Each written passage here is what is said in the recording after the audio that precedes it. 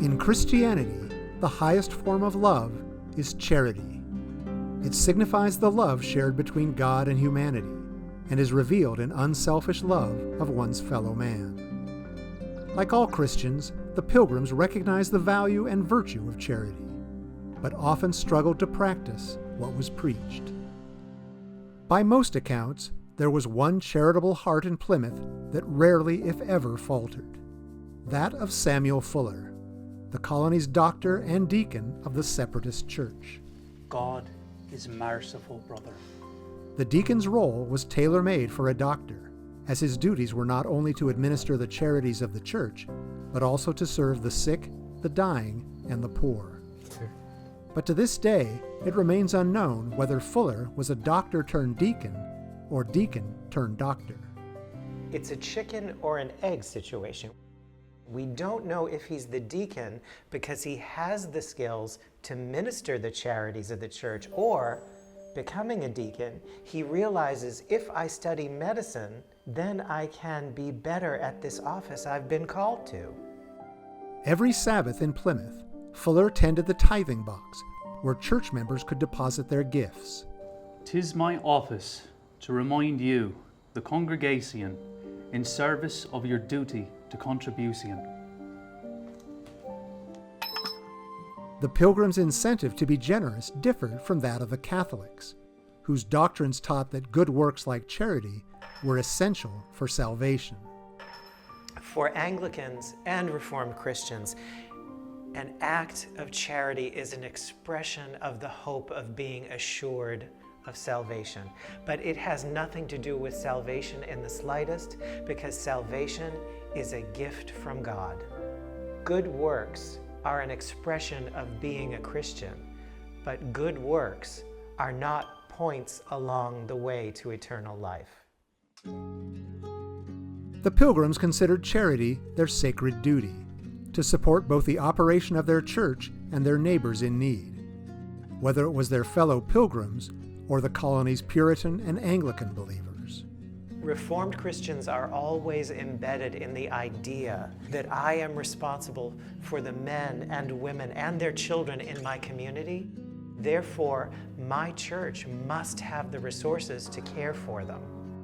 But there will also be individual acts of charity from person to person that are not administered by the church. My fellow Christian is in need of help, and I'm going to do this on my own.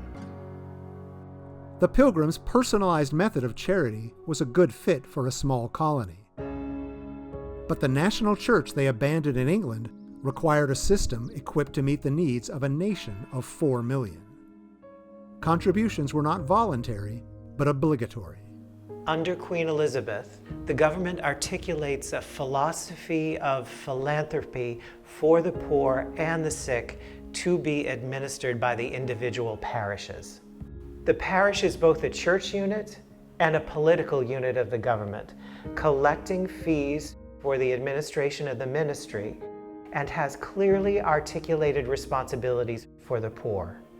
Regularly, Anglican church officers determined what each citizen owed and collected it on behalf of the parish, and the fees didn't stop there. You're expected to pay whenever the church administers the sacraments.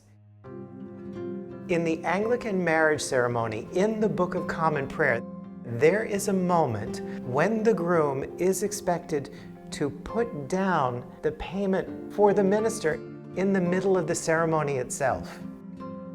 Each parish's treasury of fees was used to aid its parishioners in need. When you're baptized in England, the parish where you're baptized is responsible for you for the rest of your life. So if you fall on hard times, all you need to do is return to that parish and ask for help. Resources in many parishes were scarce. Not all who needed charity received it, and desperation could turn the needy against one another. If a pregnant, unmarried woman has been abandoned by the father of her child, or if her parents or her family drives her from their home, she will be beaten beyond the boundaries of the parish, driving her into another parish before that baby is born so that she and the child do not become a financial burden. As Plymouth grew, it faced its own troubles with charity. By 1657, donations dwindled to the point that there were insufficient funds to provide for the church's ministers. A law was passed ordering compulsory support for the church and clergy. Still, the commitment to charity exemplified by Plymouth's first deacon was far from extinguished. In the words of one Reformed Christian of the era, "You have not lived until you have done something for someone who can never repay you." Good day, Deacon Fuller. Good day, Goody. I thought that you might have need of these.